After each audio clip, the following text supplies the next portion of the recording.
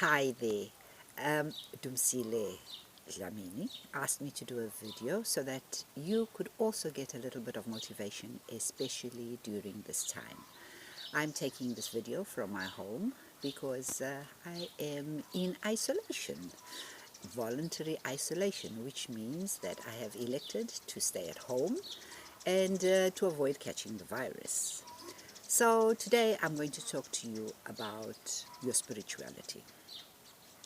You know, it appears that you believe you have to go to church to be able to talk to the Almighty.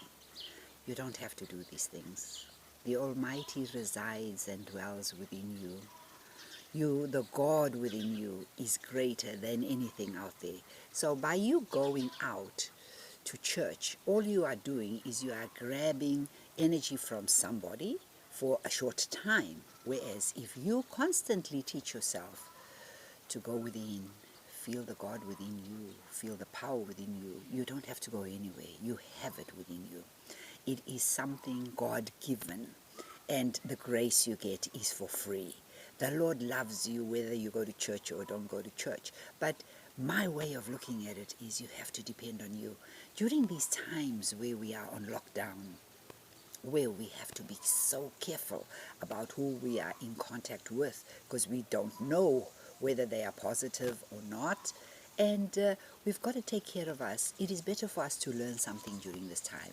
There's a reason for that, and that is for you to tap within yourself. One of the things you must realize is that the very priests and pastors and call them whatever you'd like to call them that you serve, if you get sick, they're not going to come and see you. They're not going to bring you food. They are not going to give you money to pay your rent. So learn to appreciate and give power and believe in the God within you.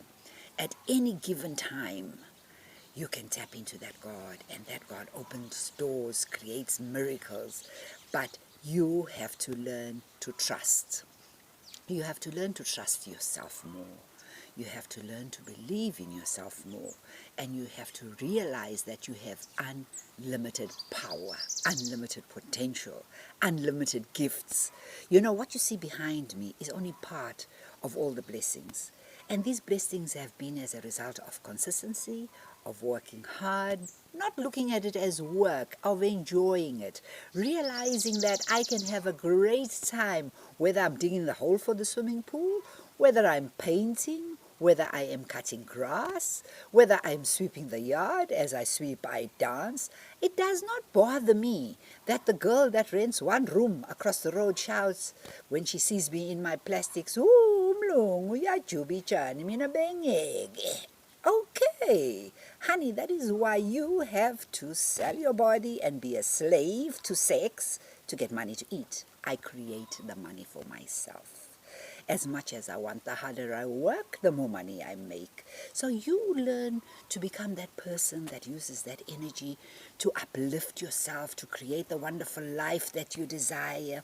Stop worrying about other people. I love the Eswatini saying, "Tegata ko." Aha. Whenever you want to open your mouth, run somebody down, talk about somebody, realize that you are actually talking about yourself, because we see in others what we have within us. So the next time that you want to talk badly and run somebody down, keep your mouth shut and say, right, I better work on myself with regard to this, with regard to that, with regard to the other. Because you have to learn to become your own best critic. I am my best and worst critic. I won't lie to you. Whenever I do something, everybody else can say, it's perfect. And I will turn around and say, I can do better. I have to do better. And every day when I deal with somebody that is negative, as I jog, I teach myself something more. I always say, I don't have to listen to them. I can choose what I'm going to accept and what I'm not going to accept. May you too learn that the power to either build or destroy is within you, because the God within you is greater than anything you will ever find out there. So stop doubting you. Stop believing that your pastor has more powers. He does not. You are more powerful than you ever imagined. You don't need to get somebody's pigeon to pray to it and release it for your prayers to be heard. You can speak directly to the Almighty. In fact, my brothers used to have a very beautiful saying. Whenever I was fasting during the holy month of Ramadan, when I still believed I had to follow certain rituals to get to God, they would say, "My sister, you have a direct telephone line to the Almighty. You ask for something and it happens." It is because I believed in me. That is when I realized I did not need to do anything to be accepted by the Almighty, to be loved by the Almighty, to be blessed by the Almighty. I could just be me. All I had to do was learn to focus my energies on me, to appreciate me, to love me, to uplift me. Everything started and ended with me. And to this day, I focus on me. I stay in the moment. Whether I am jogging, it is just this one step. Whether I am painting, it is just this one stretch. Whether I am sweeping, it is just this one sweep. And I dance and I have a good time as I sweep. And the place then looks extraordinary. I look back and I say, "You have done great." I don't need somebody else to tell me I have done great. I tell myself, "You've done great, my girl. You've done well, and you've cut the time." It's important for me to watch time, to use it as efficiently as I can. As it is the shutdown right now, but there's so much for me to do every day that the hours I have in the day to do those things is insufficient. So I'm always busy by choice. Even my thoughts, I choose my thoughts very carefully. It's always by choice. What I cook and how I cook is always by choice. I use what I have, where I am, I do what I can, I create, and I enjoy myself. That way, as I finish cooking and I thank God and I say, "I bless this food. May it celebrate itself through the cells of those who will eat it for years to come. And I bless this food." Amen. And then when people eat it, people always say, "Oh, your food is so good." But I use whatever I have. There are no strict rules that, I have to put beans, or I have to put mixed veg, or I have to put fresh carrots. No, whatever I find, I use. And each day I'm grateful. I say to the Almighty, "Thank you for the food that you have given us. Thank you for yet another day. Thank you for the fact that I can see. Thank you for the health that I have. Thank you for a country that is so peaceful that I could sleep through the night. Thank you, Lord, that I have these animals, these dogs to take care of me during the night. Thank you, Lord, for my brothers and the people that are staying on this property that ensure that I am also safe during the night." I feel gratitude. When we feel grateful for everything, the Lord gives you abundance. And that's how I tap into abundance daily. Instead of looking at what I don't have, I look and I say, "I'm grateful that I have running water."